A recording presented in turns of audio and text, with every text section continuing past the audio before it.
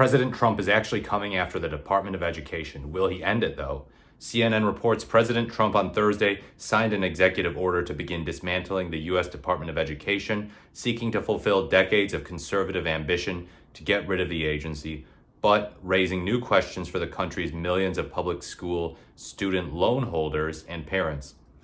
No president in modern history has tried to close down a cabinet-level agency. Shutting down the department wholesale would require an act of Congress, which created the agency in 1979. Trump officials acknowledged they don't have the necessary votes to dissolve the department that way. Instead, the order Trump signed Thursday instructed Education Secretary Linda McMahon to take all necessary steps to facilitate the closure of the Department of Education and return education authority to the states. Speaking in the East Room, surrounded by school children in uniform sitting at classroom desks, Trump said, "We're going to shut it down and shut it down as quickly as possible." How precisely the components of the education department would be dismantled wasn't precisely clear. Okay, so yeah, states of course have plenty of authority on education. That doesn't mean the federal government cannot be involved. That doesn't mean that there's no place for the federal government. In fact, I've come to learn that so many issues actually are federal issues in the sense they affect multiple states, and states are incompetent to handle problems that concern multiple states. Multiple states at once. We need the federal government to handle that stuff.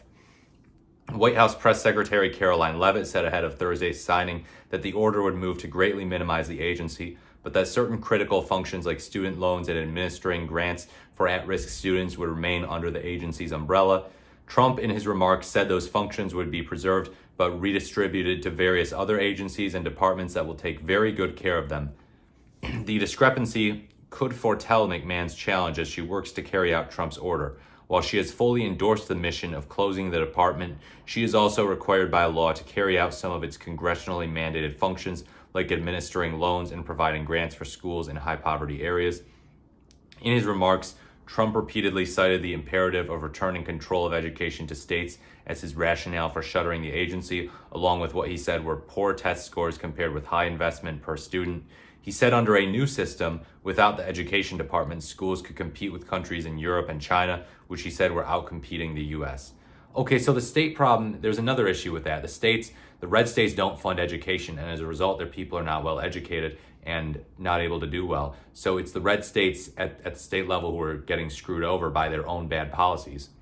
Quote, "I really believe that they'll be as good as any of them," he said, "and then you'll have some laggards and we'll work with them, and we can all tell you who the laggards will be right now." Okay, Mr. President, who will they be? Do you know every student in the United States of America by name? Can you point me to the laggards? I'm really interested in seeing. Do you have a database, Mr. President? I am very eager to see this. Making what he called a personal statement, Trump praised teachers as among the most important people in this country, extending an olive branch even to those represented by labor unions who have decried Trump's executive order. Yeah, right, Mr. President, that is a fake statement right there. You do not believe that. You accuse teachers of being indoctrinators, of being Marxists, of being propagandists. You say they're indoctrinating students, CRT, DEI, woke agenda, gender ideology, all this bad stuff. Dude, you do not believe a word that just came out of your mouth on that one. Quote, "I don't care if they're in the union or not in the union. That doesn't matter. But we're going to take care of our teachers," he said. "They're not going to get a raise under you, that's for sure." Since taking office, Trump typically signs his executive orders several at a time from the Oval Office, with the actual documents often overshadowed by his remarks on other topics. Thursday's major event in the East Room for the Education Directive underscored its significance for Trump and fellow conservatives who have long attempted to shutter the agency and have more control over public schools to individual states. The initiative has gained momentum in recent years, driven by anger over certain policies and local schools' curriculums, combined with discontent over school closure during the COVID pandemic. A parents' rights movement pushed back on measures in schools meant to address LGBT rights and promote diversity, equity, and inclusion. Almost all public school funding in the U.S. is provided by states and localities, with those governments exercising control over curriculums.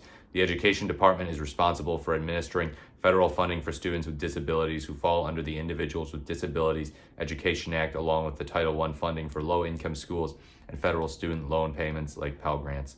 Okay, what do you think about this? I'm curious to know. So I do know leftists who are critical of the Department of Education. It's not purely a right-wing thing. I had a professor who was a libertarian progressive in college who actually said that he had a compromise for conservatives back during the Betsy DeVos era. So he didn't like Betsy DeVos. Betsy DeVos hated public schools. She was super wealthy. She loved private schools. She only cared about the rich. And he understood that a lot of progressives agreed with him on that. But he said that we should abolish the Department of Education altogether as a compromise, and that would get rid of Betsy DeVos. It would make progressives happy. It would make conservatives happy by getting rid of an administrative agency at the federal level.